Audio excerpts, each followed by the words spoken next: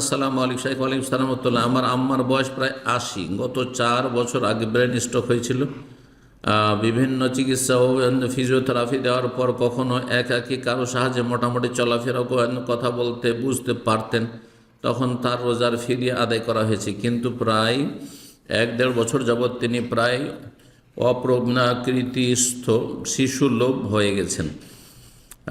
কোনো কিছু বলতে বোঝাতে পারেন না, কিছু বললেও বোঝেন না, সর্বদা শুয়ে থাকেন। এই অবস্থায় এই 2023-এর রোজাটা পার হয়েছে। এই ক্ষেত্রে তার রোজার ফিদিয়ার হুকুম কি? এই ক্ষেত্রেও কি ফিদিয়া আদায় করতে হবে? আর প্রথম থেকেই তার ইস্তেঞ্জা, গোসল, খাওয়া, কাপড় চেঞ্জ ইত্যাদি সব অন্যজনকে করিয়ে দিতে হয়? স্বাভাবিক হুঁশ জ্ঞান ছিল না, সেই ক্ষেত্রে সালাতের হুকুম কি? যদি অধিকাংশ সময় হুঁশ থাকে তাহলে সালাত ফরজ, সালাত আদায় করতে হবে, স্মরণ করে দিতে হবে যে একটু বেখেয়াল হয়ে যাচ্ছে, কিন্তু একটু খেয়াল করে দিলে সালাত আদায় করতে, তাহলে সালাত ফরজ। এইরকমই সিয়ামের ক্ষেত্রে যেহেতু বার্ধক্যে উপনীত হয়েছে, শরীয়তের বিধান হচ্ছে যে স্থায়ী রোগী অথবা একেবারে বার্ধক্যে পৌঁছে গেছে, যেই বার্ধক্যে ঘন ঘন খাবারের প্রয়োজন হয়, সিয়াম পালন করা, রোজা রাখা সম্ভব নয়, কষ্টকর।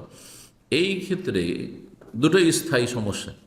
বার্ধক্যে চলে গেছে, আর ফিরে আসবে না সুস্থতা, বা স্থায়ী রোগী হয়ে গেছে, বছরকে বছর রোগী হয়ে থাকছে, আর আরোগ্যের সম্ভাবনা নেই। তাহলে এই ক্ষেত্রে কাজা নয়, বরং ফিদিয়া, প্রতি বছর ফিদিয়া দিয়ে দেবে। 30 জন মিসকিনকে খাবার দেবে। কত? 30 জনকে দিলে ভালো, আর না হইলে 30 জনের খাবার একজনকে দেওয়া যেতে পারে। এক মিসকিনকে অর্ধেক সা দিতে হবে, অর্ধেক সা দিতে হবে। তাহলে কত দিতে হবে? 30 রোজার 30,000, 30 ডেড়ে 3 কিলো করে হলে 45 কেজি, 45 কেজি দিয়ে দেবেন যদি হুঁশ থাকে। আর শিশুলোভ হলেও হুঁশ যেহেতু আছে, সুতরাং ফিদিয়া দিয়ে যাবেন। জি।